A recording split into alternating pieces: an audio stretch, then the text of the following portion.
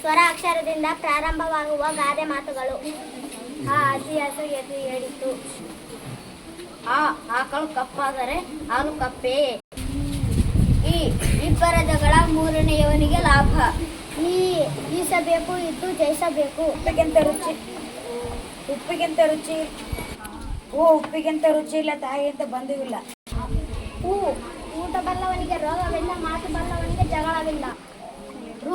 ಋಷಿ ಮೂಲ ನದಿ ಮೂಲ ಹುಡುಕಬಾರದು. ಎತ್ತಿಗೆ ಜ್ವರ ಬಂದರೆ ಎಮ್ಮೆಗೆ ಬರೆ ಹಾಕಿದ್ರಂತೆ. ಏನು ಏರಿದವನು ಕೆಳಗೆ ಇಳಿಯಲೇಬೇಕು. ಐದು ಬೆರಳು ಒಂದೇ ಸಮಾನವಾಗಿ ಇರುವುದಿಲ್ಲ. ಒಗ್ಗಟ್ಟಿನಲ್ಲಿ ಬಲವಿದೆ.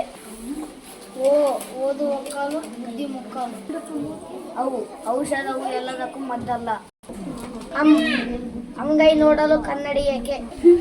ಆಹಾ ನಮ್ಮ ಕನ್ನಡ ಎಷ್ಟು ಚಂದ. ಆಹಾ ನಮ್ಮ ಶಾಲೆ ಎಷ್ಟು ಚಂದ.